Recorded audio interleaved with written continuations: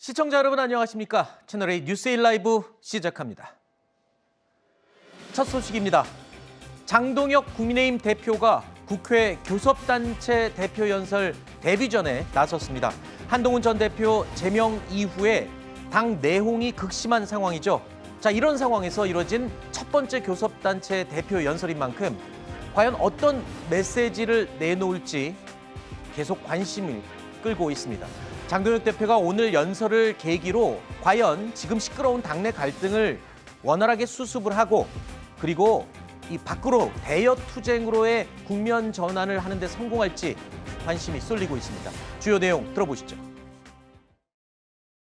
이재명 정권은 어제에 머물러 있지만 대한민국은 내일로 나아가야 합니다. 저는 오늘 이재명 대통령에게 다시 한번 영수회담을 요청합니다. 지금은 이재명 정부의 골든타임입니다. 더 이상 허비할 시간이 없습니다. 저는 이재명 정부의 실패를 바라지 않습니다. 정부의 실패가 나라의 쇠퇴와 국민의 좌절로 이어지는 것을 뼈저리게 보아왔기 때문입니다. 민생 현안을 중심으로 국민의 목소리를 전하고 우리 당의 대안도 설명하겠습니다. 국민의힘은 오로지 국민만 바라보며 국민과 함께 미래로 나아가겠습니다. 자, 장동혁 대표 다시 한번 영수회담을 제안했습니다. 그러면서 정부 실패가 나라 쇠퇴와 국민 좌절로 이어지는 것을 뼈저리게 봐왔다. 이렇게 말했습니다. 윤석열 정부 실패에 대한 반성의 의미가 담긴 건가? 이렇게 해석이 되는 건가요? 어떻습니까? 글쎄요. 지금까지 장동혁 대표가 보여왔던 언행을 보면은 네. 윤석열 전 대통령과의 절연은 못했잖아요. 네. 오히려 윤석열 전 대통령과 관련돼 있는 소위 말하는 뭐 윤어게인이라는 세력과 네. 그걸 등에 업고 지금의 자리에 있기 때문에 방금 그 연설을 통해서 얘기했던 실패한 정부의 사례가 네.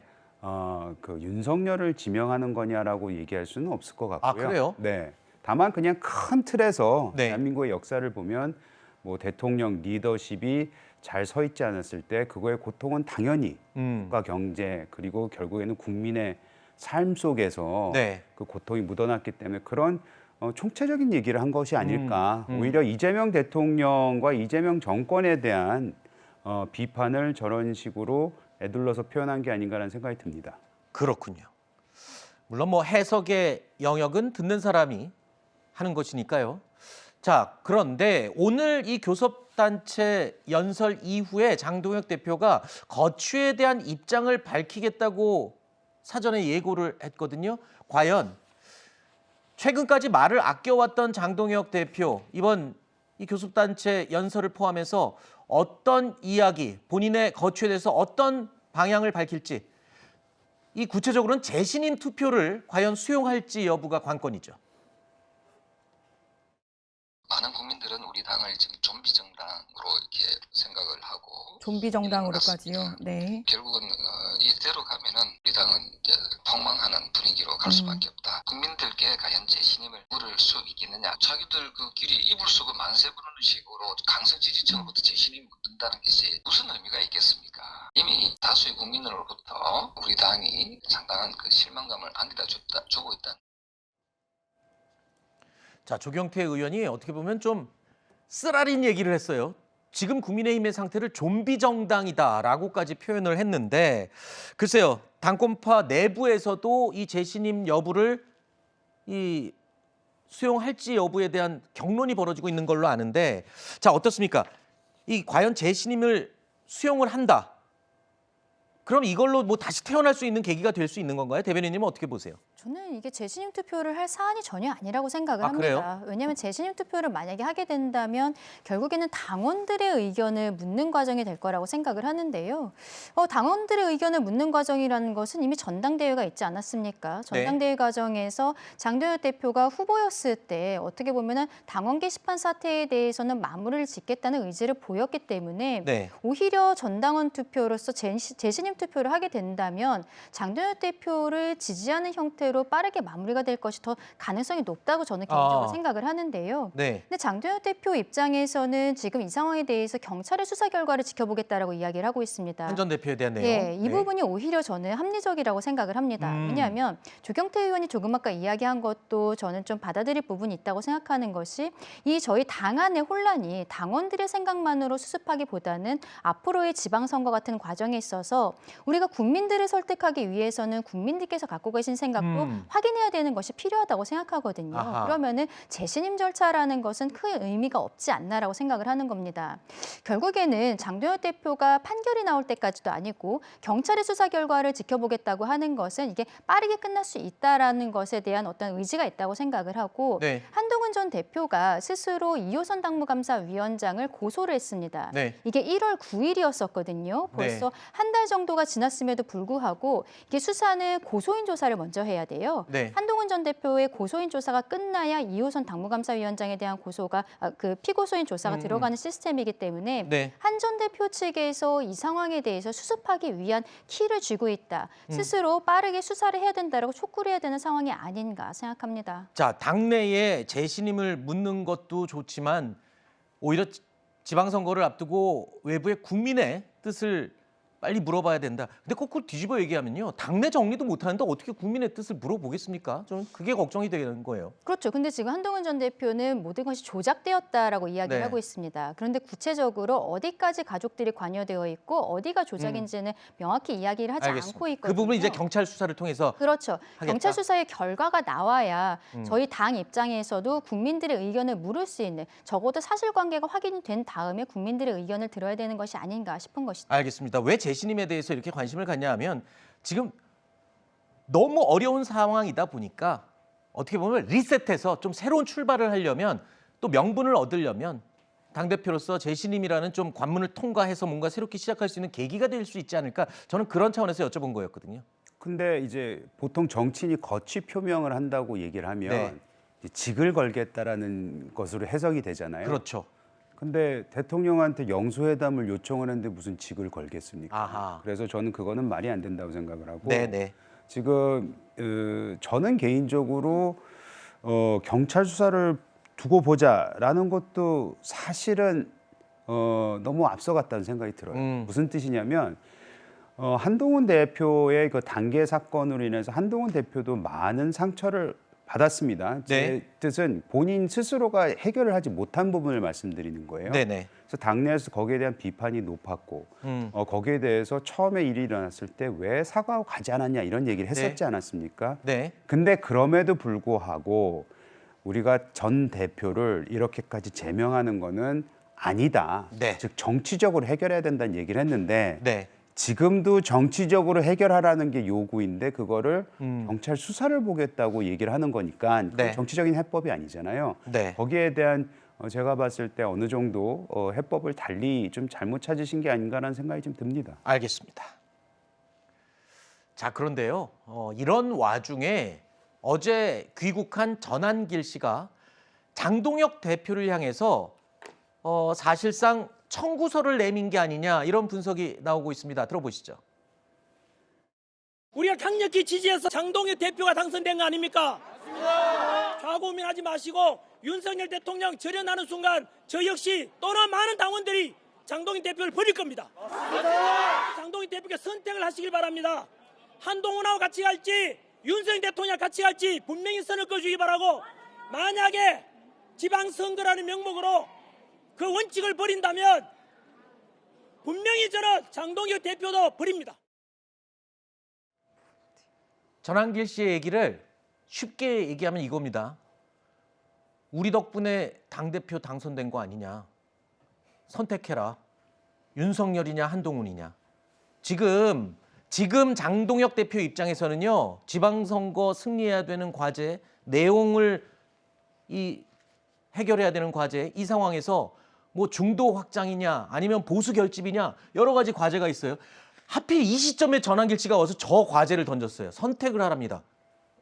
그러니까 전한길 씨 재신임이 시작된 겁니다. 네. 지금 재신임 투표 못한다고 했습니다만 전환기 씨의 저 말은 지금 재신임 절차에 돌입한 겁니다. 당신 선택하시오. 윤석열이야 한동훈이야. 윤석열과 선을 그으면 당신 우리 불신임할 거야 라고 얘기하고 있는 거잖아요. 네. 그러니까 지금 당원들에 대해서는 재신임 투표 묻지도 못하면서 전환기 씨가 주도하는 재신임 절차에 지금 돌입한 게 국민의힘 장동혁 지도부의 현 상황이다라는 말씀을 드리고 싶고요. 네. 장동혁 대표는 뭐 이거에 대해서 응답을 안 할 수가 없을 겁니다. 이 전환길이라는 카드는 한 번밖에 쓸 수 있는 카드가 아닙니다. 한 번 쓰면 계속 써야 되는 카드거든요. 당대표 될 때는 쓰고 싶어서 썼지만 이제 나는 한 번 쓰고 안 쓰겠다고 할 수가 없는 겁니다. 지금 그 전환길 씨가 묻고 있는 겁니다. 너 나 안 쓸 거야? 계속 안 쓸 거면 우리 너 불신임할 거야라고 협박을 하고 있는 상황이기 때문에 아마 아주 곤란한 상황일 것이다. 저는 그 당 의총했을 때 뭔가 그 신임하자라는 재신임 투표하자는 국민의힘 의원들에게 김민수 최고위원이 이런 얘기했었죠. 의원직 걸어라. 의원직이라도 걸 건가? 어떻게 당 대표에게 그런 걸 물을 수 있을 것인가?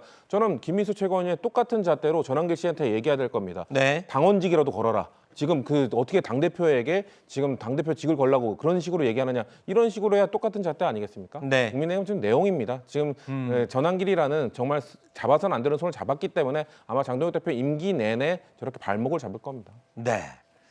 일단 여야 공통적으로 지방선거를 앞두고 어떻게 해야지 승리를 하느냐에 대한 지금 궁리를 하고 있습니다. 뒷부분에 이야기를 하겠지만 민주당의 경우 지금 승리를 위해서 합당을 전제했다가 또 약간 잡음이 있죠. 자, 그렇다면 국민의힘은 어떨까요? 장동혁 대표가 구상했던 개혁신당과의 선거 연대. 민주당은 이 플러스로 간다면 국민의힘은 이 플러스가 쉽지 않을 거라는 전망이 나오고 있습니다. 쌍특검을 고리로 연대를 모색했던 이준석 개혁신당 대표가요. 다시 선을 긋고 거리를 두고 나섰습니다. 우리가 잘 아는 것처럼 뭐 반농담이지만은 저는 우리가 황교안이다를 외칠 때부터 약간 불안했습니다. 오늘 황교안 전 총리를 긴급 체포하고 지금 압수수색을 하고 있습니다. 여러분, 전쟁입니다. 우리가 황교안입니다. 뭉쳐서 싸웁시다. 황교안 대표랑 같은 고민을 같은 시기에 하고 같은 상황에서 탄핵 이후의 전국에서 같은 판단을 하실 것 같습니다. 다 그런 통합을 얘기할 겁니다. 그런데 자신의 잠재적 경쟁자가 될 만한 사람들 빼고 나머지를 다 통합하는 식으로 가겠다고 하실 게 거의 명확하고요. 제가 알고 왜 그 판에 들어가냐 그런 생각을 이제 하는 거죠.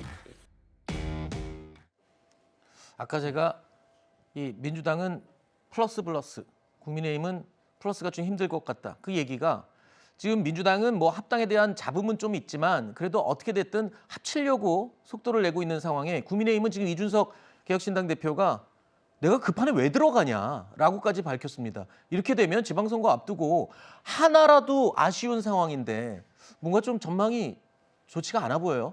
지난번에 이준석 대표가 대선에 출마했잖아요. 네. 마지막에 많은 비판 여론이 있긴 했었으나 그럼에도 불구하고 서울에서는 근 10% 정도를 네. 받았습니다. 수도권에서는 아직도 영향력이 있죠. 그렇기 때문에 개혁신당하고 국민의힘이 서로 힘을 합치는 것이 지방선거를 대비하는 사람들 입장에서는 네. 당연히 꼭 필요한 하나의 연대인 것 같아요. 네. 근데 저렇게 이준석 대표가 공개적으로 장동혁 대표에 대해서 노선에 대해서 반대를 하는 것은 아마 본인 스스로도 이제 연대하기가 쉽지 않을 겁니다. 네. 그러면 결국에는 여기서 변수라는 거는 결국에 장동혁 대표가 네.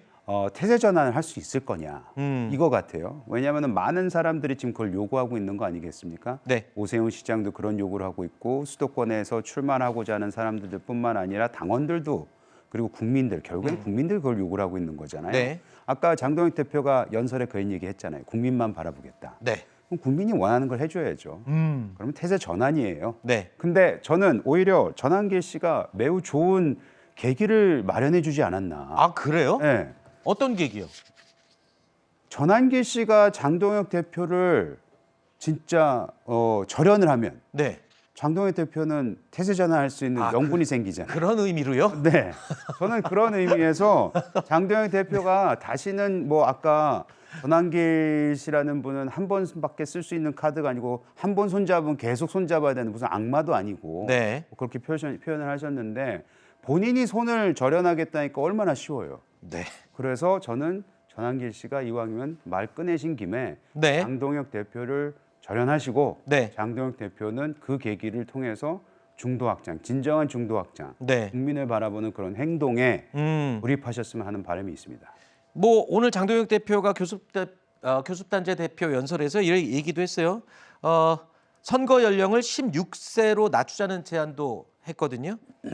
보수 진영에서는 이 교실로 정치화가 옮겨가는 게 걱정된다라는 말도 있긴 하지만 글쎄요, 뭐 확장의 시도가 아니냐, 뭐 이런 해석도 나올 수 있을 것 같습니다. 자, 그런 가운데 국민의힘 내부에서는요, 이 당권파와 친한계 사이의 갈등은 뭐 지금 좁혀질 기미가 보이지 않고 있습니다. 내가 나오면서 정성국 의원한테 얘기 좀 합시다. 그랬더니 뭐 엄청나게 고압적인 자세로 사람을 모욕을 주길래 나도 조금 거칠게 반응을 했지. 제가 나이가 훨씬 많은 것 같거든요. 정성국 의원의 고압적 태도를 보면서 와, 우리 국회의원의 자세가 위세가 대단하구나 라는 거를 오늘 다시 한번 느꼈네요. 조광한 최고위원이 나올 때 이제 제가 앉아 있는 쪽으로 걸어 나오면서 갑자기 저를 향해서 손가락질을 딱 하면서 야 임마 너 나와 이러더라고요. 그 감정이 너무 격해질 수밖에 없는 거죠. 싸우자는 거잖아. 나가서 저도 항의를 했죠. 항의하는 과정에서 저는 막말하지 않았습니다. 그래 나왔다 이런 정도죠. 이틀 전 국민의힘 의총에서 속된 말로 이 야인마 논란, 이 말을 했냐 안 했냐를 두고선 지금 진실 공방이 벌어지고 있죠. 조광한 최고위원과 정성국 의원이 SNS를 통해서 그 2차전을 지금 벌이고 있는데요. 여기에다가 원외 당협위원장들까지 참전을 하면서 장외 갈등이 더욱 불붙고 있습니다. 본질과는 좀 멀어진 엉뚱한 논란으로 지금 번지는 게 아니냐. 그렇다 보니까 오늘 조간신문 일각에서는 아직도 국민의힘이 정신 못 차린 거 아니냐, 뭐 이런 표현까지 등장을 했는데요. 이게 본질을 떠난 논란이냐 아니냐를 이야기하기보다는 그만큼 당내에 갈등이 심하다, 이런 단면을 보여주는 예인 것 같습니다. 한동훈 전 대표는 지금 홀로 광야에 서서 돌파구를 모색하고 있는 모양새입니다. 점점 현실성이 없다고 평가됐던 무소속 출마가 오히려 더 가시화되고 있는 분위기입니다. 일단 판이 어떻게 짜여지는가 네. 이걸 좀 확인하고 해야 되는데 저는 어제 그 성일종 의원이 한동훈이 무소속 출마하면 안 된다는 식으로 얘기하는데 정말 누구 비유대로 퇴역시켜놓고 너는 검정고시도 보지 마 이런 거예요? 뭐예요? 누가 보더라도 지금 한 대표께서 제일 필요한 부분은 일단 국회에 들어오시는 거잖아요. 시도지사라는 그런 자리보다는 국회의원 보궐선거로 가는 것이 좀 더 적합하지 않느냐. 지금 아마 분노기일 겁니다. 저도 그리고 그때 원외였으니까 생각날 거 아니에요? 아씨 내가 배지가 없어서 이것들이 나를 무시하나 그래가지고 수단과 방법을 가리지 않고 이제 바로 다음번 보궐에서 당선돼야지부터 시작해가지고 별 생각을 다 합니다. 자, 한동훈 전 대표가 이번 6.3 지방선거에 무소속으로 만약에 출마를 하게 된다면 글쎄요, 어떨 것 같습니까? 지금 상대 당에서 볼 때는 어떻게 평가하는지가 먼저 궁금하네요. 활로가 전 쉽지 않을 것이다 이렇게 생각하는데 보궐선거 말은 쉽지만 실제로 한동훈 전 대표가 가지고 있는 성정, 뭔가 도전적인 성정이 아닌 것 같아요. 제가 볼 땐. 도전한다 하더라도 이게 주판을 튕겨봐야 될 거 아닙니까? 그러면 가능성이 높은 데들이 있어야 되는데 네. 일단 수도권 지역이라든가 아니면 충청 지역이라든가 이런 데들은 오히려 민주당의 어부지리를 줄 가능성이 굉장히 크죠. 그리고 실제로 보수 세력이 하나로 단일화된다 하더라도 이 민주당을 이기긴 쉽지 않을 겁니다. 그렇다면 선택지는 영남 지역인데 네. 이 영남 지역에서 국민의힘이 한동훈 되라고 아마 이 후보를 안 낼 것 같습니까? 이제 그런 지점에서 국민의힘 역시도 후보를 낼 것이고 그러면 오히려 민주당의 어부지를 주게 되는 거잖아요. 네. 그러니까 본인이 되는 시나리오 자체가 지금 보궐선거 과정에서는 없기 때문에 그렇다면 적어도 뭐 대구 경북 지역이라든가 아니면 뭐 대구 통합지사가 나가게 돼서 그 빈자리를 한동훈 전 대표가 들어가서 보수의 본진에서 제대로 된 이 결과를 낼 수 있느냐. 이제 그거는 이제 승부를 걸어야 되는 거예요. 그래서 선택지가 제가 볼 땐 대구 정도밖에 지금 남아있지 않은 상황인데 본인의 성정 가지고 과연 도전을 할 것인가 이 부분에 대해서는 저는 큰 의문이 있습니다. 네. 뭐 출마와 관련해서는 미리 얘기하는 게 손해겠죠. 끝까지 감췄다가 결정적인 순간에 어디로 나갈지, 출마할지 여부를 밝힐 것 같습니다. 그때 가면 굉장히 또 뜨거운 이슈가 될 거로 생각이 됩니다. 자, 이런 가운데 6.3 지방선거를 앞두고 17개 시도지사 예비후보 등록이 어제부터 이제 시작됐습니다. 최대 격전지 서울, 경기, 인천 등 이 수도권 지역에서 여당인 민주당은요. 현역 국회의원 출마자가 줄을 잇고 있습니다. 그런데 상대적으로 국민의힘은 TK를 제외하고는 출마 움직임을 포착하기가 어려운 상황입니다. 이 표현 오늘 한 언론에서 제목으로 달았던 건데 너무 와닿아서 저희가 그래픽으로 준비를 해봤습니다. 민주당 너무 많소, 국민의힘 누구 없소. 굉장히 대조적인 상황인데요. 국민의힘 쪽은 좀 한산한 건 분명한 것 같습니다. 서울은 글쎄요. 오세훈 시장, 윤희숙 전 의원 정도가 답니다. 자, 특히 경기도는요. 구인난이다라는 말까지 나오고 있는데 강전혜 대변인님 어떻습니까? 이 너무 대조적인데 국민의힘 내부에서도 걱정하는 목소리 없어요? 어쩔 수 없는 부분이라고 생각을 합니다. 네. 특히 예비후보 단계에서는 본인이 오롯이 비용을 감당을 해야 되는 부분들이 있습니다.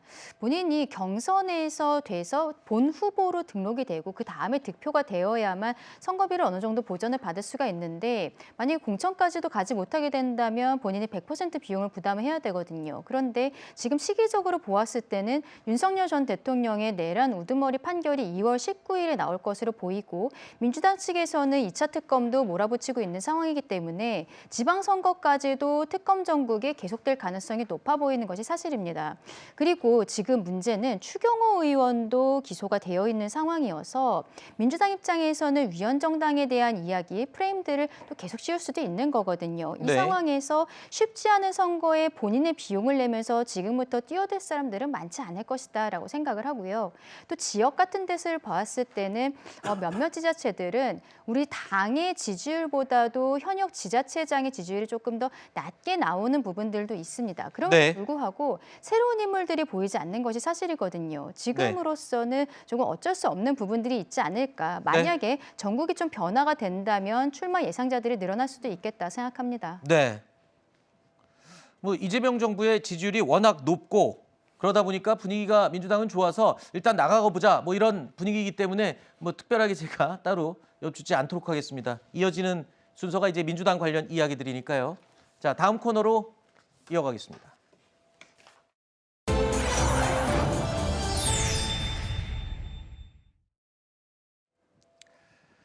집값 잡기에 총력에 나선 이재명 대통령의 모습 요즘 확인할 수 있죠. 연일 SNS에 부동산 관련 발언들을 쏟아내고 있습니다. 어젯밤에도 그리고 오늘 아침에도 SNS에 이재명 대통령이 직접 글을 올렸습니다. 특히 오늘 아침 메시지를 보면요. 4년 전부터 예정됐던 일인데 왜 대비하지 않았냐. 바로 다주택자들에게 하는 말이죠. 책임은 바로 집 여러 채 갖고 있는 당신들에 있습니다. 이런 의미입니다. 다주택자 양도세 중과 유예 종료일이 이제 5월 9일이죠. 5월 9일까지 주택 처분이 어렵다라는 이제 언론 보도나 비판이 나오자 이에 적극 반박에 나선 겁니다. 즉 정부는 갑작스러운 일도 아니다. 4년 동안 기회를 줬는데 왜 지금까지 버텼느냐. 뭐 이런 지적인 것 같아요. 일단 대통령의 저런 강력한 메시지 워낙 메시지가 확실합니다. 이거는 이견의 여지가 없네요. 그러니까 부동산 시장에 주는 시그널, 이 원칙을 바로 세우겠다. 그리고 지금부터는 후퇴가 없다라고 하는 점을 분명히 한 것입니다. 그리고 언론이나 아니면 이제 야당에서는 지금 대통령을 공격하기 위해서 또 이 부동산 시장에 다주택자들, 특히나 그 안에는 투기성도 굉장히 많이 포함되어 있는 거 아닙니까? 근데 그들의 편을 드는 듯한 주장들을 하는 경우가 굉장히 많습니다. 근데 그런 게 아니라 실제로 지금 우리가 이 문제가 있다라고 하는 것은 이미 수십 년 된 문제 아닙니까? 해결해야 되는데 정치적으로 해결을 못 해왔고 또 특히나 선거를 앞두고선 정치인들이 후퇴하면서 실제로 정책이 형해화됐던 경우들을 굉장히 많이 봐왔죠. 근데 선거를 앞두고 있는데 도대체 이 전략은 뭐지? 라고 아마 의아스러우실 텐데 선거를 지금 고려하고 있는 것이 아닙니다. 대통령은 이번에 아예 이제 끊어내고 싶다라고 하는 것이고 후퇴가 없는 만큼 지금까지 충분히 기회를 줘왔다라고 하는 입장이고 그 입장에서도 앞으로 더 센 어떤 이 정책 과제들을 좀 더 내놓을 것으로 좀 생각이 되는데 실제로 이제 그에 묶이기보다는 지금 이미 4개월 정도가 또 남아 있습니다. 네. 그렇기 때문에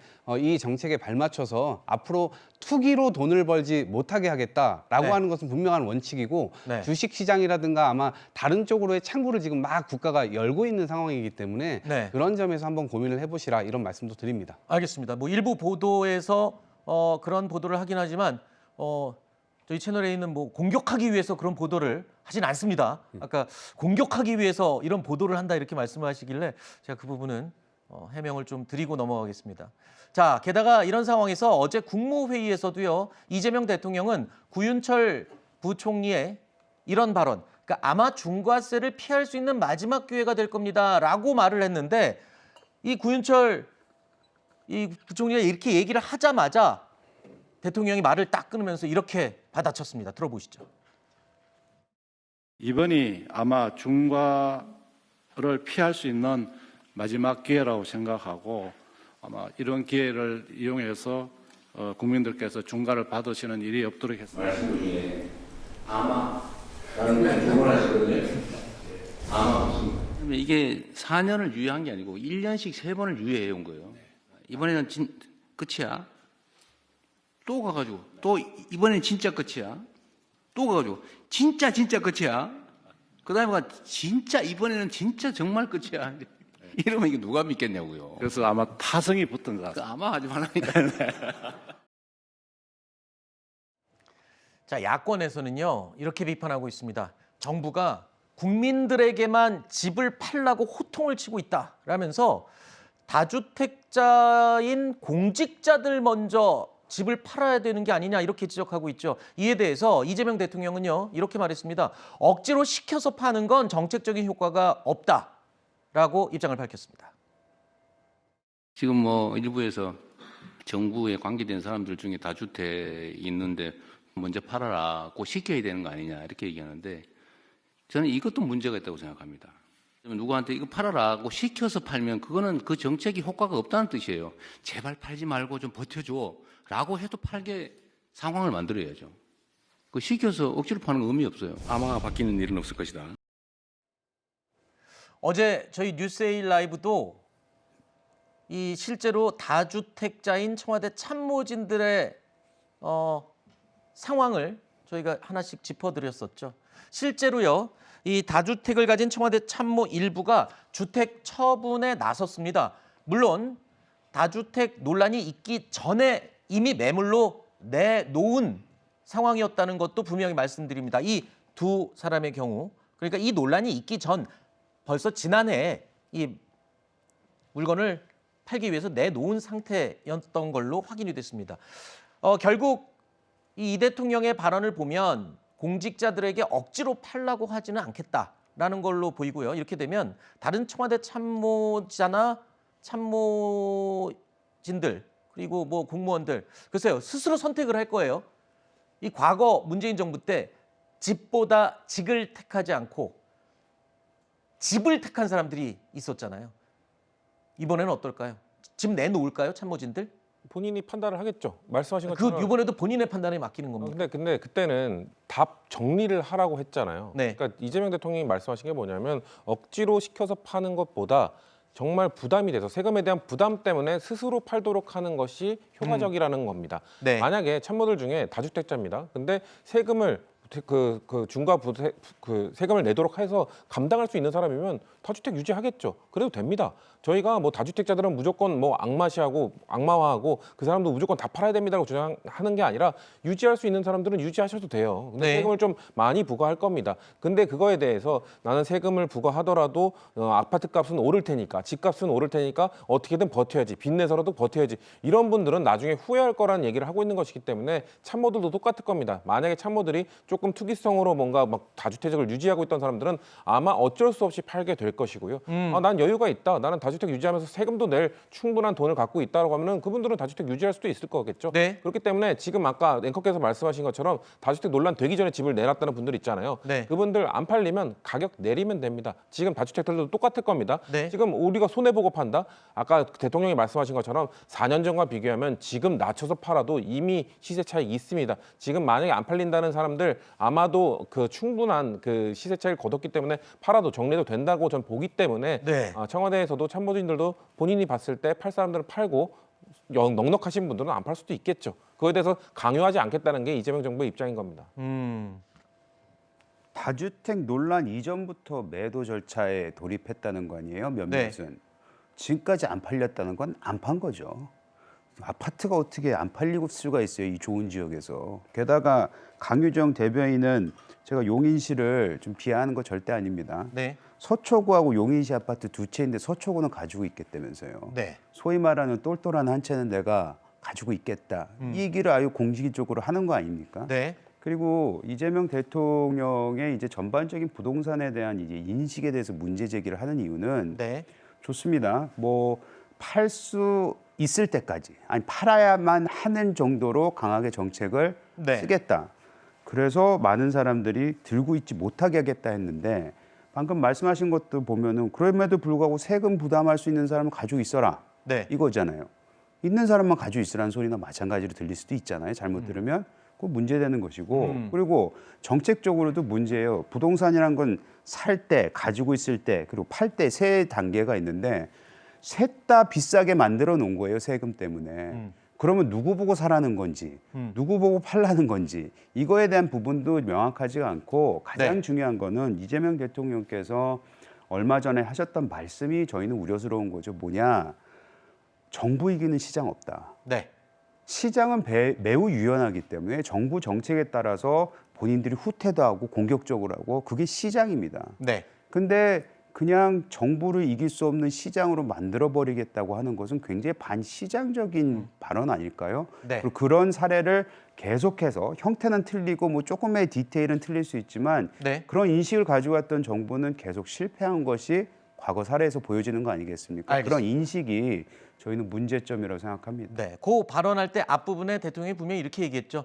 시장을 이기는 정부도 없다.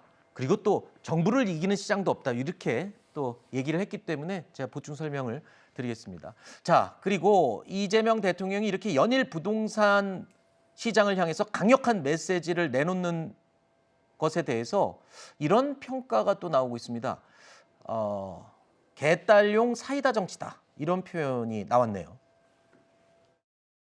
저는 개딸용 사이다 정치라고 봅니다. 요즘은 개딸들이 크게는 이제 명딸하고 청딸, 요즘은 청딸이 더 많습니다. 그게 1인 1표제 투표에서도 나올 뿐더러 이재명 대통령, 정청래 대표만큼 개딸용 사이다를 투하하기가 쉽지 않아요. 검찰개혁 분야에서 이재명 대통령이 개딸들한테 사이다를 줄 수가 없어요. 답답해요. 거긴 고구마예요. 개딸 같다고 하는 이제 소위 강성 지지층. 우리가 더 세게 다주택자들하고 싸웠으면 이길 수 있었는데 왜 우리가 물러섰을까 하는 아쉬움을 갖고 있어요. 그 아쉬운 지점을 저는 이재명 대통령께서 정치적으로 알겠습니다. 공략하고 있다. 자, 개혁신당의 천하람 원내대표가 이렇게 얘기를 한 겁니다. 제가 다시 언급을 하지는 않겠습니다. 자, 이 대통령이 정청래 대표에 의해서 이 강성 지지층의 주도권을 잃게 됐다. 그래서 이거를 해결하기 위해서 이런 강력한 메시지를 내는 게 아니냐 그런 지금 해명인데 설명인데 이거에 대해서 또 반박을 해주셔야죠. 아니요, 이제 제가 저런 비판을 비평하는 것 자체가 가치가 있을까라는 생각이 들어요. 네. 제가 그러니까 저거는 억지로 까는 거거든요. 그러니까 비판을 하려면 지금 부동산 문제에 관해서 개혁신당이 어떤 이 자세를 갖고 있는지, 본인들은 어떤 정체관을 갖고 있는지 이런 부분들에 대해서 얘기를 해야죠. 지금까지 수십 년 동안 어찌됐건 그 누구도 해결하지 못했던 이 부분에 대해서 대통령이 의지를 갖고 해결하려고 한단 말이에요. 그럼 더 좋게 해결할 수 있는 방안들에 대해서 얘기를 해야지, 이게 그냥 뭐 지지층을 약간 이간질하려고 하는 듯한 그런 느낌을 좀 받는데, 이건 억지로 이제 비판을 하는 것이고, 오히려 이런 관점에서 보면 장동혁 대표와 뭔가 공조를 하려고 했었던 개혁신당의 입지가 굉장히 지금 좁아지고 있기 때문에 이런 식의 어떤 뭐 사다를 계속 만들어가지고 존재감을 부각시키려고 하는 것이 아니냐, 저는 이런 정도의 비평만 드리겠습니다. 네, 알겠습니다. 이걸 뭐 천하람 원내대표의 이 얘기에 대한 반박을 들었으니까 여기서 이 얘기는 마무리하겠습니다. 자, 이번에는 김경 전 서울시 의원 이야기 하나 살펴보겠습니다. 새로 들어온 소식이 있어서요. 지난해 8월 김경 전 서울시 의원이 산학연맹에 민주당 당원 가입을 요청했다는 주장이 새롭게 제기가 된 겁니다. 김경 전 서울시 의원은 앞서 같은 시기에 특정 종교단체 신도들을 당원으로 가입시켜서 당내 경선에 영향을 주려고 했다라는 의혹이 제기된 적도 있었죠. 그러면 용도는 어떻게 쓰시는 건지는 제가 알 수 있을까요? 네, 용도는 이제 뭐냐면 매달 1,000원씩 이제 핸드폰을 떠줘야지 나중에 이렇게 후보를 선택할 수 있는 권리가 주어져서 이제 매년 한 2월이나 3월에 후보를 선택하는 그 전화나 URL이 가면 그때 이제 클릭해서 후보를 선택해 주시면 이제 그 다음에 저희가 이제 중지를 시켜드리는 거죠. 그냥 그 저희 경선 민주당 경선. 옛날 경선할 때 이건. 네. 자, 김경 전 서울시 의원이 산학연맹에 당원 500명 가입을 요청하면서 당비는 내가 다 내주겠다, 뭐 이런 제안을 했다는 의혹이 제기된 겁니다. 의혹입니다. 물론 아직 의혹이긴 하지만 종교단체의 당원 가입을 유도했다라는 먼저 의혹이 앞서 있었고, 그리고 또 이제 산학연맹에도 또 비슷한 의혹이 또 제기된 거예요. 이런 식으로라면 뭐 과연 500명으로 끝났겠느냐, 뭐 다른 의혹들이 또 나올 가능성도 있어 보인다, 이런 평가던데요. 그렇죠. 사경연맹 이야기도 있었죠. 본인이 서울시 의원으로서 어떤 예산이라든지 이런 것들을 주무를 수가 있는 위치였기 때문에 이 산학연맹에도 다가갔던 것이 아닌가 싶습니다. 언론 보도에 따르면은 이 제안을 받고 산학연맹 내에서 회의를 했지만 불법의 소지가 다분하기 때문에 거절했다라고 알려지고 있거든요. 이 부분에 대해서는 국민들께서 의아하신 것이 왜 이 수사가 이렇게 지지부진한가라는 생각이 들 수밖에 없는 것입니다. 김경 전 시의원은 몇 차례 경찰의 수사를 받고는 있습니다만 강선우 의원도 이제서야 2번째 수사를 받았을 뿐이고요. 네. 그리고 관련이 되어 있는 김병기 의원은 아직도 단 한 차례도 소환이 되지 않았습니다. 네. 김경 시 의원에 대해서 초반에 출국 금지를 하지 않아서 미국에 나가 있었던 것이 알려지고 국민적 공분이 있었지만 지금까지도 굉장히 지지부진하거든요. 네네. 김경 시 의원의 황금 PC 안에서 적어도 민주당 의원들 7명 이상과 관련이 되어 있었다라는 녹취들이 나오고 있다는 보도들이 잇따르고 있는 네. 상황에서 아직까지도 경찰에서는 뭐 영장 청구를 신중히 검토하고 있다, 이런 이야기들만 하고 있습니다. 네. 이런 것이야말로 특검이 필요한 사안이 아닌가, 여기에는 정말 여야 없는 부분이 있다라고 생각합니다. 네, 알겠습니다. 그러니까 의혹은 계속 나오는데 수사는 좀 지지부진하다. 뭐 오늘 검경이 그 강선우 의원에 대한 영장 청구에 대한 뭐 입장은 정리를 했다, 이런 보도는 나오고 있습니다만, 글쎄요, 반론 차원에서 짧게 한마디 해주실 얘기가 있으신가요? 아니요, 경찰은 어쨌든 의혹을 남기지 않아야 됩니다. 지금 이미 여당에서도 다 정리가 된, 당적이나 이런 것들이 다 정리가 됐기 때문에 마치 정부 여당이나 청와대에서 뭔가 하명이 있는 것처럼 행동해서는 안 돼요. 철저하게 좀 수사해 주시기 바랍니다. 알겠습니다. 근데 형평성이 너무 떨어지죠. 지금 권성동 의원 같은 경우에는 징역 2년 받았잖아요. 본인은 아직도 안 받았다고 얘기를 하고 있습니다. 그리고 아마 법정에서 계속 싸우겠죠. 강선우 의원 뭐 하는 겁니까? 본인이 받았다는 얘기도 했고 울기까지 했고 또 게다가 나중에는 김경한테 그 이유 때문이라고는 아직까지는 안 돼 있지만 누가 봐도 그렇게 유추할 수밖에 없을 정도로 김경 시의원에 대한 공천을 밀어붙였습니다. 알겠습니다. 그런데도 아직까지 저렇게 활보하고 다니는 게 말이 됩니까? 네. 경찰 수사가 빨리 좀 진행돼야 저희도 좀 확실한 내용을 가지고 다룰 것 같습니다. 다음 코너로 이어갑니다.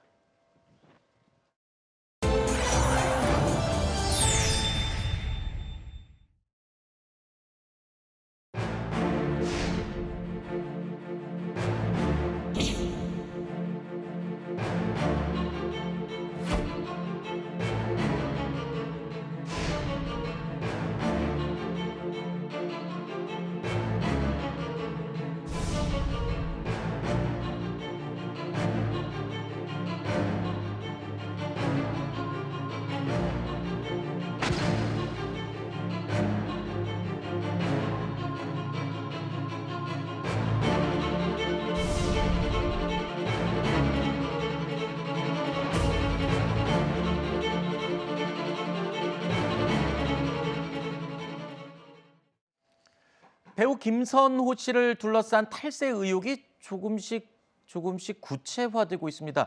그 시작은 200억 원 탈세 의혹에 휩싸였던 배우 차은우 씨.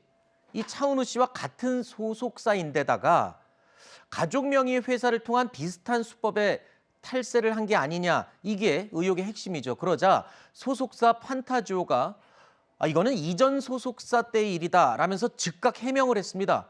급기야 그 이전 소속사도 입장을 낸 겁니다. 배우 김선호 씨가 요청한 곳으로 우리는 돈을 보냈을 뿐입니다 라는 입장을 또 밝힌 거죠. 자, 이렇게 되면 즉 의심스러운 그 가족 명의의 법인으로 정산금을, 즉 돈을 받은 사실이 이제 드러난 거네요. 그동안은 의혹이었는데 이제 돈을 받은 사실이 이 사실처럼 돼가고 있는 것 같습니다. 그렇습니다. 지금 이 사실이 확인되기 이전에는 김선호 씨가 본인의 이제 연극 활동을 위해서 법인을 만들었었고 실제 소속사와는 금전 거래가 없다라는 취지로 외부로 알려지기도 했었으나 오늘 확인된 바에 따르면 전 소속사가 이 김선호 씨가 만든 그 법인에 돈을 송금한 사실이 있다라는 것이 확인이 된 것입니다. 지금 차은우 씨의 경우에도 마찬가지지만 문제가 되는 것이 내가 개인으로 받으면 소득세율이 최고 구간에 달했을 때에는 한 50%가량 반을 세금으로 내야 되지만 이걸 개인이 아니라 법인으로 받는다라고 한다면 법인세율은 낮기 때문에 20% 가까운 정도의 이제 세금량을 줄일 수가 있어서 이 부분이 이제 탈세를 목적으로 한 것이 아니냐라는 의혹이 강하게 제기되는 것이고 이전 소속사는 김선호 씨가 요청을 했기 때문에 그렇게 송금을 한 것뿐이다라고 조금 책임을 회피하는 듯한 그러한 입장이 나왔고 네. 거기에 추가로 문제될 수 있는 것은 이전 법인이 뭔가 또 페이퍼 컴퍼니 아니냐. 왜냐하면 이 주소지가 자택으로 되어 있었기 때문에 과연 실질적으로 운영이 됐던 회사인가 아닌가도 역시 쟁점이 될 수 있겠습니다. 지금 변호사님이 말씀하신 것처럼요. 연예인들이 가족 명의의 법인을 만들어서 이 법인을 통해서 돈을 받고 정산을 하는 것 그 자체가 문제가 되는 건 아닙니다. 다만 그 법인이 실제로 운영이 정상적으로 되고 있는지가 중요한 겁니다. 그 돈을 받아서 이 세금을 내지 않기 위한 수법으로만 쓰이는 일종의 페이퍼 컴퍼니로 운영이 됐느냐 아니냐, 이게 지금 핵심인 거죠. 그런데 이 법인의 주소지가 김선호 씨의 거주지와 같고 법인 미등록 의혹도 제기되고 있는 상황이죠. 거기다가요, 이게 또 핵심입니다. 그 가족들이 이 폐업 절차를 밟고 있다라는 그 법인의 법인 카드를 생활비로 쓰거나 또 비용이 지불되는 과정이 있었다라는 의혹이 또 제기되면서 결국에는 이 가족법인은 이 세금을 절세 또는 탈세하기 위한 수법으로 쓰인 게 아니냐, 뭐 이런 의혹으로 지금 번져나가고 있는 겁니다. 그런데요, 저희가 방송 시작하기 직전에 김선호 씨 측에서 입장문을 냈습니다. 아주 중요한 부분을 지금 해명을 했는데요. 일단 죄송하다고 고개를 숙였어요. 지금 논란에 대해서. 그리고 중요한 건 이겁니다.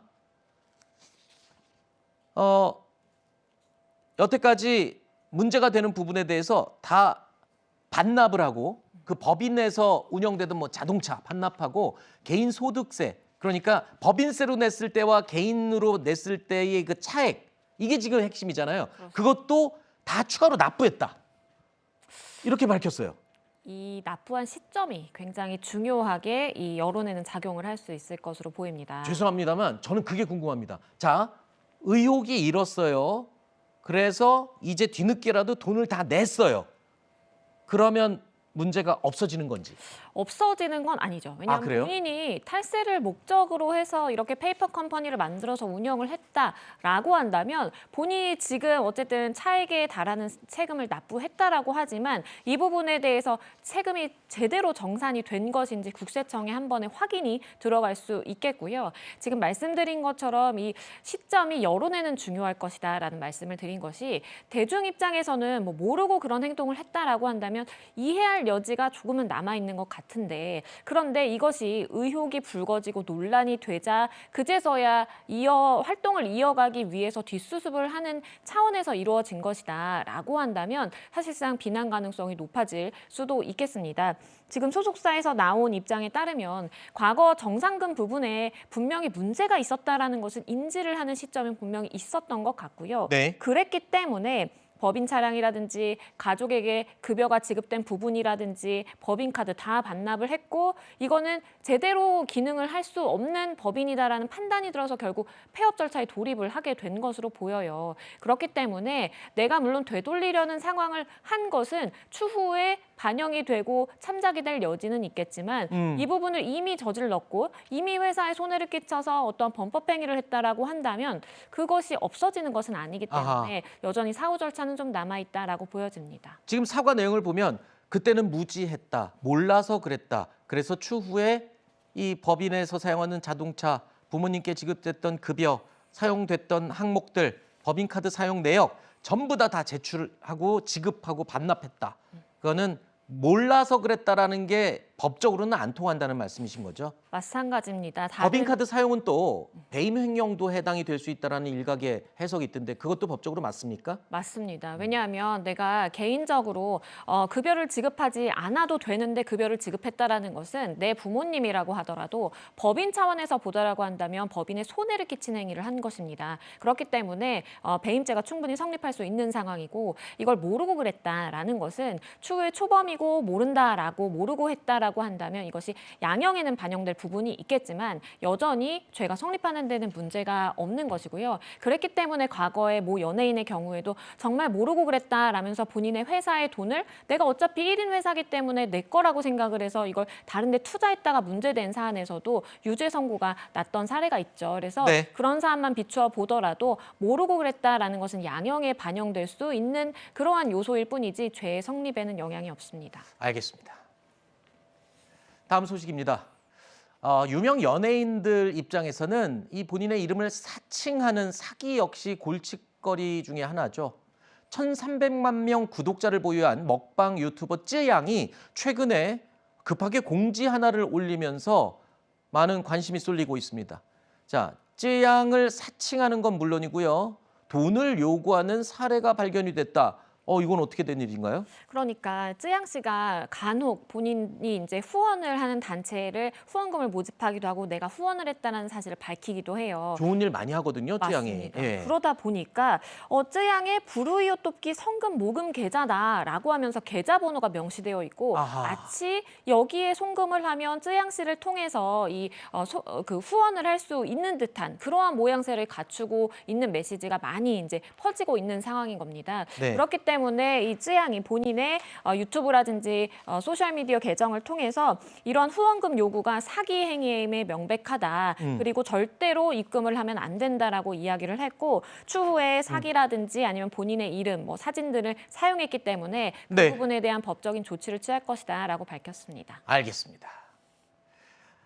좋은 일 하는 사람을 이용해서 이렇게 돈 보내라고 사기를 치다니요. 자, 다음은 사건 사고 살펴보도록 하겠습니다. 사건 라이브로 이어갑니다.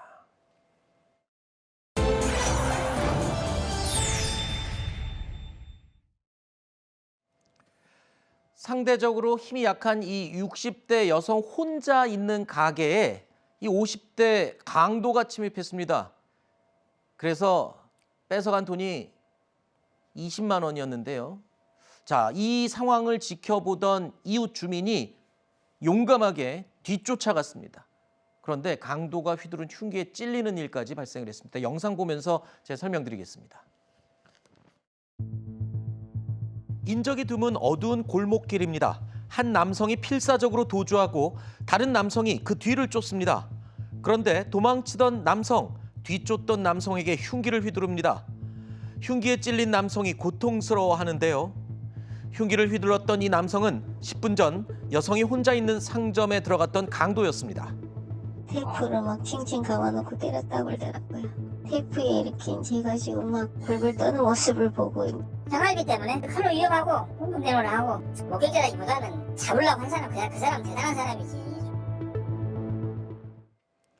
자, 범행 직후에 저렇게 흉기까지 휘두르고 강도가 택시를 타고 도주했습니다. 그런데 아까 그 흉기에 중상을 입은 저 이웃 주민 끝까지 그 택시 이 방향까지 기억했다가 경찰에 신고했고 결국엔 붙잡혔다면서요. 맞습니다. 인근 PC방에서 결국에는 검거가 됐습니다. 그러니까 본인이 마침 길을 지나는데 이웃이 운영하던 가게를 들여다보니까 그 이웃이 이제 쓰러져 있는 상황을 발견을 했고 아 이건 강도다라고 직감을 하고 뒤쫓은 거죠. 그때 이제 당시로 돌아간다면 똑같은 선택을 할 것이다라고 이야기를 하던데 이분의 경우에는 굉장히 좀 그분과의 친분도 있었지만 어쨌든 이 사람을 꼭 잡아야 되겠다라는 생각을 가지고 정말 뛰셨던 것 같고 네. 다만 흉기가 있는지는 모르셨다고 해요. 아하. 그러다 보니까 본인은 제압한다라고 생각을 해서 눌러놓고 있었는데 갑자기 흉기를 꺼내서 이제 허벅지에 자상을 입는 그러한 상해가 발생을 했고요. 이 강도의 경우에는 강도 상해죄가 성립을 하게 될 것으로 보이고 구속영장을 지금 신청한 상태로 전해집니다. 네, 일단 이 범행을 저지를 때 그 60대 여성이 혼자 있던 가게에서 범행을 저지를 때 테이프로 꽁꽁 묶어놨었다고 해요. 그리고 또 아까 이 이웃 주민한테 흉기도 휘둘렀고 이거는 뭐 빼도 박도 못하는 계획 범죄인 거죠? 그렇습니다. 우발적으로 가게를 지나다가 뭐 혼자 있는 여성을 보고 접근해서 우발적인 강도 행위를 벌였다라기보다는 테이프라든지 아니면 혹시나 모를 상황에 대비할 수 있는 본인의 어떤 흉기를 범행 수단으로 철저하게 준비를 한 것으로 보이고 강제상해죄의 경우에는 무기 또는 5년 이상의 징역에 처한다라고 할 정도로 정말 살인죄와 비견할 수 있을 정도의 중형 선고가 가능한 범죄입니다. 그렇기 때문에 반드시 이 여성에 대한 범죄, 남성에 대한 범죄 모두 다 책임을 져야 되겠다라는 생각이 듭니다. 네. 자, 다음 소식입니다. 다양한 방식의 피싱 사기 범죄가 점점 더 진화하고 끊이질 않고 있죠. 특히 연세가 좀 많으신 고령의 어르신들을 대상으로 한 범죄가 심각한데요. 최근에 60대 할머니 한 분을 상대로 이 로맨스 스캠 시도가 있었습니다. 한 할머니가 애써 모아둔 쌈짓돈 1,000만 원을 하마터면 이 송금할 뻔했습니다. 그런데 은행 창구에서 은행 직원이 이거를 좀 이상하게 여겨서 그 송금 직전에 이 막고 경찰에 신고를 했습니다. 평소에 보이스피싱 관련 교육을 받았던 내용과 같아서 로맨스 스캔이라는 걸 알게 되었습니다. 사기 수법임을 설명하면서 지속적으로 설득한 끝에 손에 처단할 수 있었고 우호자에 대해 안전하게 얘기할 수 있었습니다. 경찰은 어떤 신고도 가볍게 여기지 않으니 유관기관과 은행 직원, 시민 여러분들의 적극적인 신고를 당부드립니다.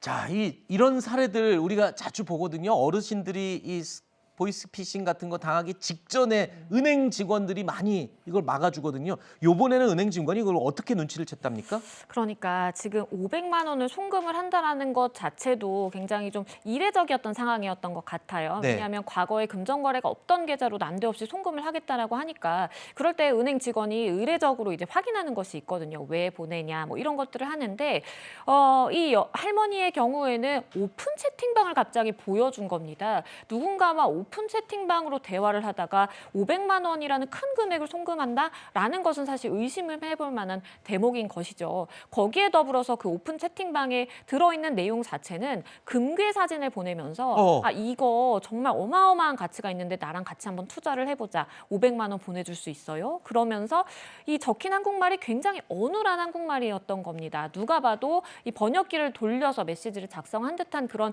느낌을 은행 직원은 가볍게 넘기지 않았고요. 만류한 끝에 정말 이 피해를 막을 수 있었는데 모든 보이스피싱이라든지 로맨스 스캠 범죄의 경우에 피해자가 아니다. 정말 나 이거 정말 꼭 송금해야 된다라고 우기거든요. 이번 사건에서도 마찬가지로 경찰, 은행 직원 모두가 정말 비슷한 사례를 보여드리고 극구 만류한 덕분에 피해를 막을 수 있었던 것으로 보입니다. 옛날에 우리 뉴스에일 라이브에서도 한번 보내드린 적이 있는데 어떤 여성이 보이스피싱 송금 직전에 경찰이 가서 말리는데 그 경찰인 거를 안 믿더라고요. 끝까지. 이미 세뇌를 당한 거죠. 경찰 옷을 제복을 입고 말려도 그쪽에서는 경찰이 오면 그거 다 가짜다라고 미리 얘기를 해놔서 끝까지 안 믿는 모습에 정말 일반인들은 좀 이해가 안 됐었는데 그 당하는 사람 입장에서는 절박해서 당할 수밖에 없더라고요. 그런데 더 안타까운 건 이 노인들을 상대로 한 이 로맨스 스캠. 아까 문자 메시지 잠깐 다시 보실까요? 내 사랑, 뭐 사랑합니다, 뭐 이런 얘기를 했어요.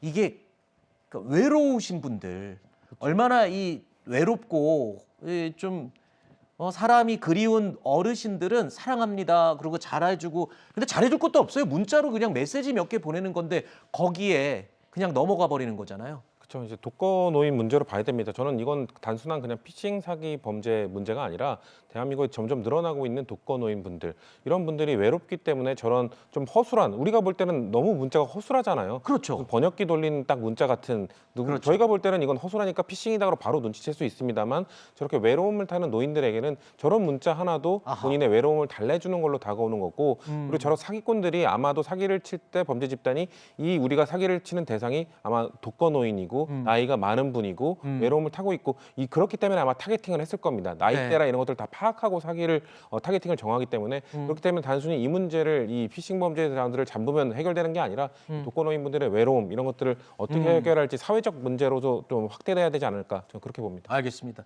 요즘 젊은 사람들은 전부 다 핸드폰으로 모바일 결제, 은행 업무를 다 보잖아요. 근데 어르신들은 이 접근성이 젊은이들과 좀 달라서 웬만하면 창구에 갑니다. 그래서 창구에서도 안내문을 이제 요즘 큼직큼직하게 붙여놓는데, 그 옆에 있는 다른 고객들도 어르신이 들어오면 좀 한번 관심 있게 한번 봐줬으면 좋겠어요. 창구 직원도 뭐 유심히 보겠지만 저도 항상 관심을 가지고 봐야겠습니다. 자, 다음 소식입니다. 치우고 치워도 쓰레기 산이 다시 쌓이는 이유가 뭘까요? 국내에 거주하는 외국인들이 몰래 쓰레기를 버리고 가는 곳이 있다고 합니다. 이 각국의 언어로 내건 경고문이 붙어 있는데도 소용이 없다고 하는데요. 나 몰라라 버려지는 이 무책임한 양심들. 우리 채널A의 권경문 기자가요, 좀 오랜 시간을 들여서 이 길게 이 영상에 다 담아봤습니다. 함께 보시죠. 그냥 툭 던지고 사라지는 겁니다. 저는 이유를 물으려고 뛰는 겁니다. 네, 안녕하세요. 혹시 저 채널A라고. 방금 몰라. 저기 버리면 안 되는데 아셨어요? 안 돼, 여기다. 여기는 어린이 공원입니다.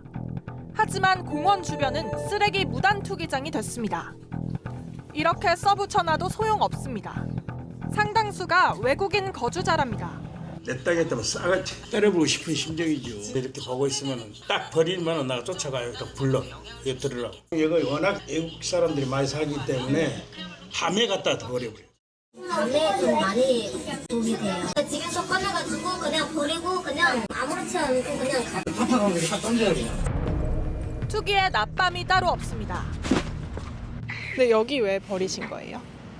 엄마 버렸어요. 방금 뭐 버리신 거예요? 몰라요. 방금 외국인이 버리고 간 쓰레기인데 플라스틱 통이랑 용기랑 그리고 음식물 쓰레기까지 막 뒤섞여 있습니다. 라고 말하는 중에도 또 버리러 옵니다. 네, 뭐 떼개지 다 잃어버리니까 다 잃어버리죠. 여기가 이제 현수막도 붙어 있고 버리면 안 되는 곳이 있는데 처음 봤네 이거. 분리는 고사하고 음식물과 뒤섞여 처치 곤란입니다. 외국어 적힌 상품들이 튀어나옵니다. 막 버려도 다 치워가니 악순환이 반복됩니다. 일하는 사람들이 힘들어. 제대로 안 치워가면 어떻게 하면 또 민원을 넣어요. 한국 분들은 네.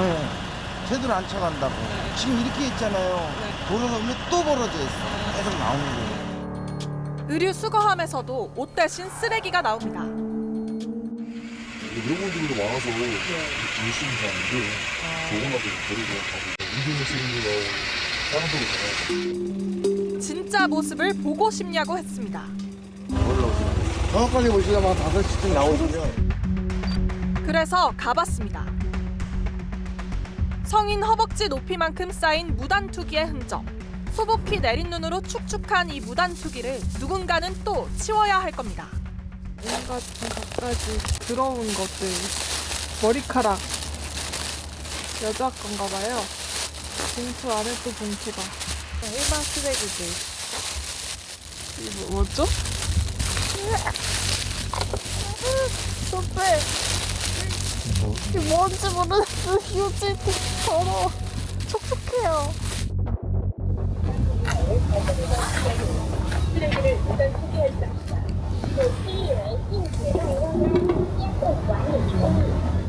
라는 말이 공허합니다. 감시할 테면 해보라는 걸까요? 카메라 앞은 쓰레기산입니다. 쓰레기를 그렇게 청소하는 사람들을 그렇게 골차 먹이면 되냐? 감시만. 많이 해요. 해도 뭐 저기 뭐 조건열에 바꾸면 하나 못 잡는다고 뭐 순간에 홀 뿌리고 가버리지. 이제 저희 봉투 써서 버리는 거 알고 있는데 그렇게 안 하고 있어요. 이게 검정 봉투다가 받아 버리는 게 많죠. 나 편하겠다고 버린 이 쓰레기로 너무 많은 사람이 애를 먹고 있습니다. 집 앞에다 배출하는 게 맞는데 막힌 냄새 나니까 종량제 없이 막 비닐봉투채로 막 먹던 거 버리고 막 쌓아놓고. 현장 카메라 권경문입니다. 다음 소식입니다. 한 아파트가요, 이 택배 기사들을 상대로 출근 시간대에는 엘리베이터 장시간 사용을 좀 자제해달라, 이런 메시지를 공문을 붙였습니다. 엘리베이터에. 그런데 이 안내문 옆에요, 지금 보시죠. 저희 택배 회사 아닙니다. 7시 전에 배달합니다. B 회사 택배입니다. 저희도 역시 10시 이후에 배송합니다. 또 C 택배 기사님도요. 우리 회사 아닙니다. 막 이렇게 댓글을 달아놨어요. 저거 보면서 되게 이렇게 좀 애틋합니다. 애처로워 보이기도 하고 되게 저렇게 막 써놓은 게 약간 귀엽기도 하고 좀 복잡하네요. 그렇죠. 그러니까 출퇴근 시간에는 우리는 하지 않습니다라고 이제 항변하기 위해서 적으신 거잖아요. 네. 사실 저는 출퇴근 시간 아닐 때도 엘리베이터를 많이 타기 때문에 네. 택배 기사님들 마주칠 때 있거든요. 그렇죠. 그럼 택배 기사님들 마주치면 괜히 미안해하세요. 그러니까 막 그러니까. 죄송해하고 뭔가 엘리베이터를 잡고 있던 본인들이 막 미안하다는 그 표현을 온몸으로 좀 드러내시기 때문에 전 그럴 때마다 참 저렇게까지 왜 죄송해하시지? 아마도 저런 항의를 받았던 경험이 있기 때문이겠죠. 네. 저는 그래서 출퇴근 시간대가 아닌 시간에도 불구하고 뭔가 내가 눌렀는데 네. 아마 택배 기사님들은 한꺼번에 많은 양을 배달해야 되니까 그렇죠. 여러 층을 한꺼번에 누르잖아요. 그럼 기사님 맞나 보다 하고 저는 취소를 누르고 그냥 계단으로 가거든요. 그러니까 어떻게 보면 택배 기사님들은 우리들의 불편함, 우리가 직접 물건을 사오지 않아도 그걸 편하게 그렇죠. 그 앞까지 배송해 주는 걸 하기 위해서 저렇게 배송을 빠르게 해주시는 거기 때문에 네. 그런 것 때문에 저희가 약간 불편함을 겪을 수도 있는 것 아니겠습니까? 네.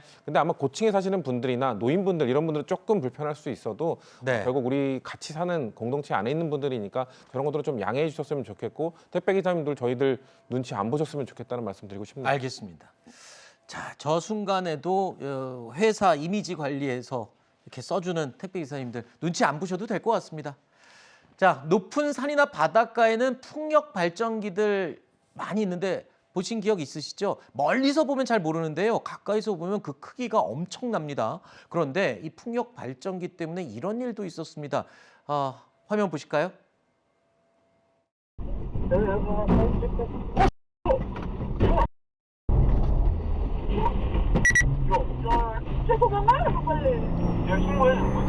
가락거리면서 소리가 나면서 이제 보니까 쭉 쓰러지고 있길래 놀라서 이제 쭉 뒤로 빠지고 있던 상황이었습니다. 미국 글로벌사를 통하여 별도 종합적인 안전검사가 있었던 것으로 파악하고 있습니다. 지금 문제가 됐던 블레이드나 타워와 관련하여서는 특별한 사항이 없었던 것으로 확인했습니다.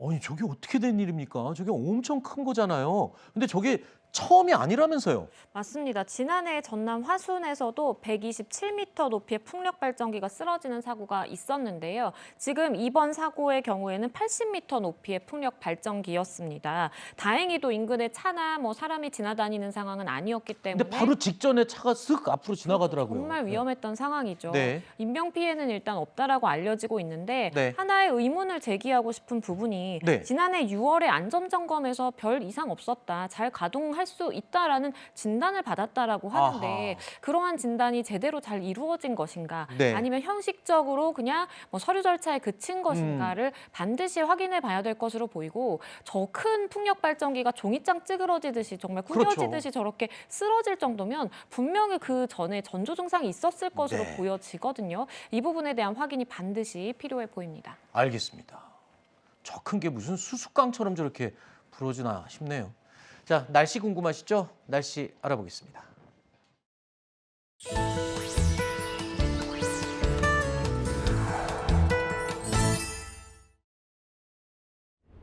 오늘은 봄이 시작됨을 알리는 절기 입춘입니다. 절기답게 겨우내 입었던 패딩을 벗고 코트 한 벌만 입었음에도 큰 추위 느껴지지 않는데요.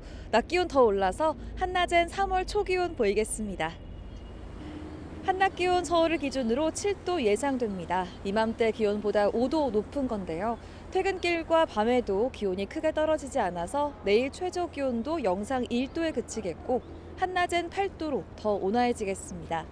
다만 모레부터는 다시 영하 9도 안팎의 한파가 찾아오겠습니다.